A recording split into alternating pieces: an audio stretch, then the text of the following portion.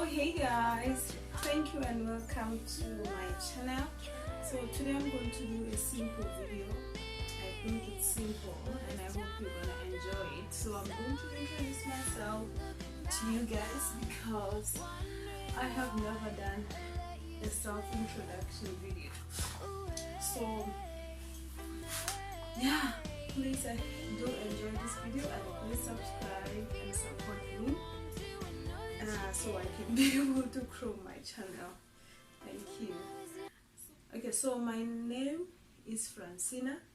I'm from Lesotho, Southern Africa.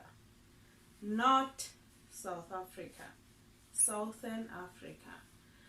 So I was born and raised in Lesotho, but then I decided to move to Japan. Close to 4 years ago, I moved to Japan with my son. So this is one of the most confusing things that people ask me. So let's dig down into the details of my life. So technically I moved from my country to Japan in 2016, and I came to Japan with nobody but my son, who was 1 year and 2 months at that time. So I decided to run away and move to Japan. Funny story but real. Okay, so I arrived in Japan in 2016 and then I struggled a little bit and then I started working as a teacher. So that's what I'm basically doing. But a few years ago, maybe two, when I was new in Japan, I used to work in Igaiwas, or I used to work as a freelancer. So yeah, I think that's, I didn't have a contract with any company because I had a designated activity visa. Yes, that question, that should be clear. I had a designated activity visa. So if you have a designated activity visa, you can do any type of work you need. You don't need to have a company to sponsor your visa, or you don't need to work for a certain company, and you don't have a specific working hours, and you don't have the type of job that you have to do. Because most people who have their visa sponsored by companies, they have to stick to those companies, or they have to stick to their industry. For example, English teachers, people who move to Japan from other countries, they have their visa sponsored by some English schools, so they have to be English instructors. So my visa wasn't like that. I did everything, any job that I could get my hands on. Oh, I just worked as an English teacher. It was difficult because I had a son with me, which made everything impossible to do. And if you hear this story, you will think maybe I might have got everything like just like that. Everything was so difficult. I had a designated activity visa. I had a son here. So everything was complicated. Living in Japan, it's so complicated, especially when you come with a child here. This is the worst place a person can imagine or bring their kids to. But I do not say don't bring your kids here, because Japan is the best place to raise kids. So I'm happy with my decision. So a few years later, I had a daughter who is now almost 2 years old. So yeah, life is crazy. It's so fast. Hopefully I won't be having another child. So on that point, I came to Japan as a single mother, and I'm still a single mother. I don't think I will change that soon. I'm actually happy with my status. So I have 2 kids, and I'm raising them in Japan as a single mother, and I'm happy with that. I hope so. I think so. So Japan is actually one of the most difficult places to raise kids as a single mother, but once you are able to navigate and you know where you can get some kind of support, because we don't have family support here, then you can be able to live your life. So for the past few years, ever since I've arrived in Japan, I didn't come here as a single, like I didn't come here as me. So I came here with my son, and I also had another child here.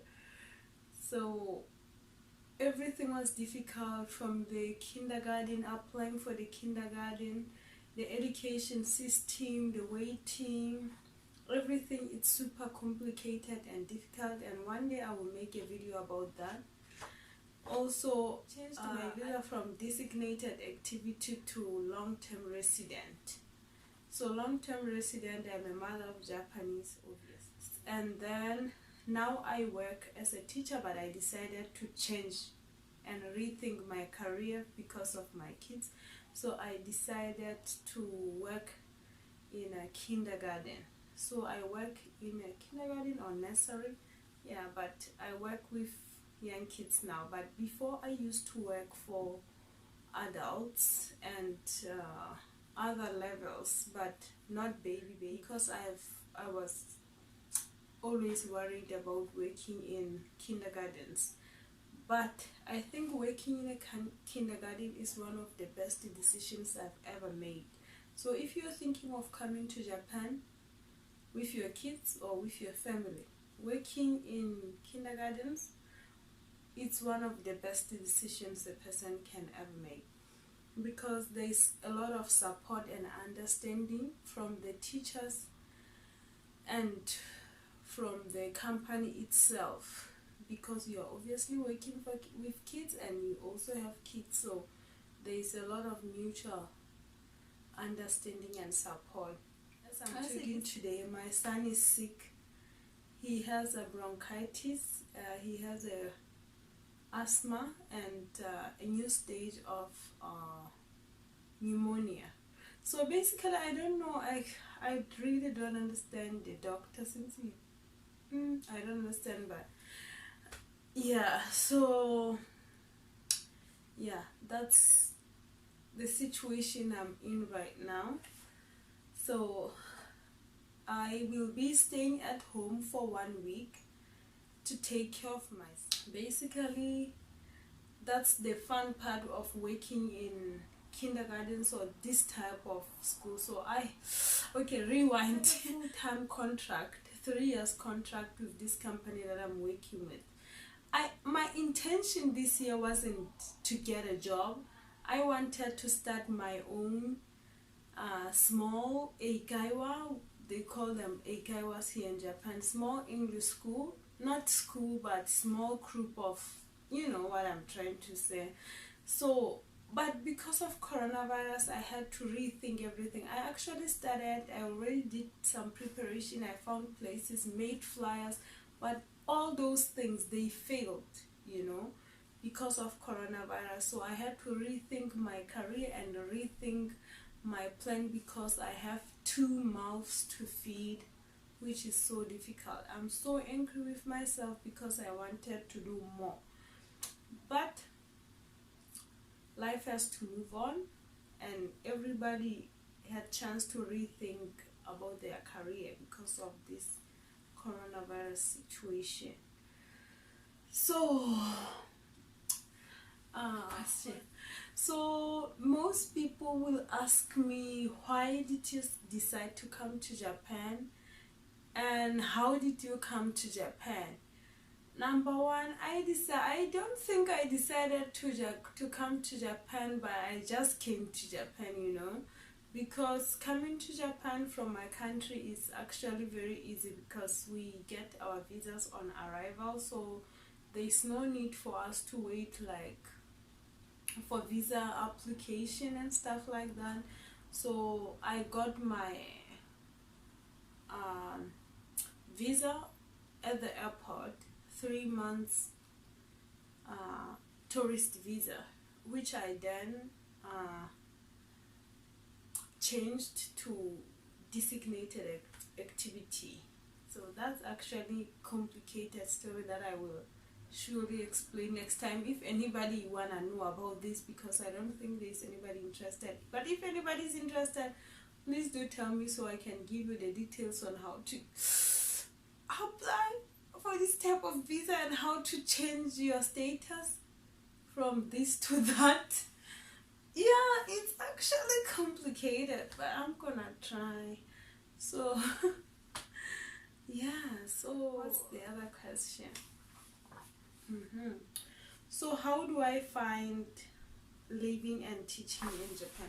Living in Japan for me, it's so complicated because I have two people who depend on me. And one of the most complicated thing is when my kids get sick, I feel like I'm giving my company a burden, because the company is actually good. Most people complain about companies, but I think I was very lucky to find this job, a good company and good bosses and stuff like that.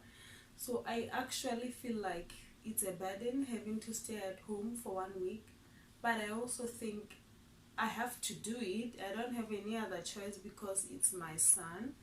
So yeah, it's actually complicated because I'm thinking if I was back home in my country, I will have a house help who will help me with my kids while I go to work, so I don't have to burden my company. So this type of things are actually not very easy to do or to talk about because I'm not used to this type of situation.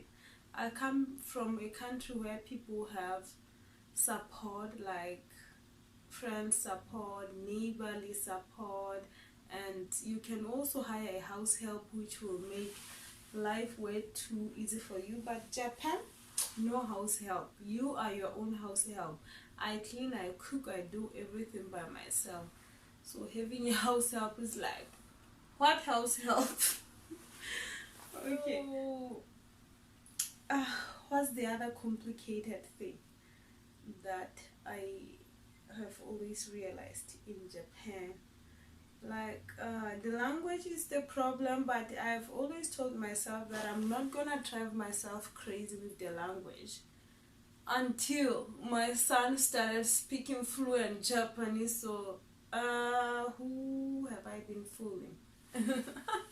So both my kids speak fluent Japanese. My daughter is young, but she actually speaks fluent Japanese than I do, but my son is more fluent or not native. Like his Japanese level is high, and he also forgot English a little bit. I'll explain that next. So as I said, in Japan we don't have a lot of support, but recently, because I started working and waking up very early, so I didn't want to make my kids' life so complicated, I decided to hire Oba-chan who will pick up my kids in the morning and take them to school while I go to work. Technically, I wake up, I have to be at the kindergarten at 7:30 and I have to start my work from 8:30. So this is a crazy schedule in Japan because we use trains, we don't use cars. Most people don't use cars, and even if I have car, it's gonna be more complicated. I think so, but I've been thinking of it. Anyhow, so this is my type of schedule that is driving me crazy. That's why I decided to find Oba-chan or grandma to help me take my kids to school. So number one, I have to be at work at 8:30. So from my house to my workplace, it's 1 hour by train, and I have to change twice. I have to take JR from my house, a local train, and then go to another station and change into Rapid, but it's still JR. Then I have to change from the Rapid JR and change to Subway Midosuji. So this is so complicated and it's driving me crazy. So I have to be here at 8:30. So my kids' kindergarten open at 7:30, not 7:29. Okay, this has to be very clear, not 7:29. 7:30. So if I arrive at the kindergarten at 7:29, nobody's gonna open for me because the school opens at 7:30. This is crazy. It drives me so crazy. Oh my god. So this from 7:30 to 8:30 I have to be at work. So this is complicated. I'm always running. I think so far I'm faster than Caster Semenya. So I will, sometime when I take my kids to school, I will leave my house at 7:15. My house and the kindergarten is like 2 minutes walk, but it takes us like maybe 6 minutes to walk with my kids. I don't know why it's that long, but yeah. So 7:15, and then I will wait for the kindergarten to open. Immediately at 7:30 I will pimple. I will knock and they will open. And the craziest, the cringiest thing that I don't like is unpacking my kids' stuff. So these kids take a lot of things. I think I will have to make a video of this, but they take a lot of things. They take bags, they take diapers, they take blankets and futons, mattress. So I walk like a crazy person when I go to the kindergarten. And the worst part is I have to unpack and put them in their places. So this takes me a lot of time. That drives me crazy. If I miss my train, I will be late for work. So for example, like I said, let's go back, 8:30. So I have to be at kindergarten, my kids' kindergarten, 7:30 they open. And then my train will leave at 7:39. If I don't get to the train station at 7:39, I'm screwed because I'm gonna arrive at work late. So this is so complicated. I hate it, but I don't know what to do. But yeah, I'm just gonna, that's how life is. So people, when you come to places like Japan, you need to sit down and seriously work on your research because you're gonna drive yourself crazy. I'm one of the craziest person maybe in my neighborhood or among all the foreigners because I'm always like on schedule. Oh, even when I leave my workplace, this is one of the part I forgot to mention. When I leave my workplace, I leave exactly at 5:30. I work from 8:30 to 5:30.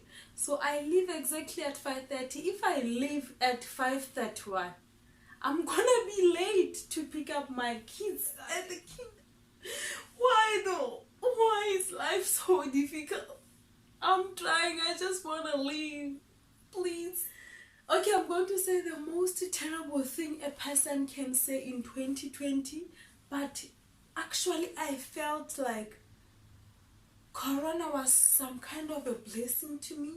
I'm so sorry for people who lost their lives because of the situation, or the people who lost their loved ones because of coronavirus. But to me, it was some kind of blessing. I have never had time to sit down and think about my life, think about myself.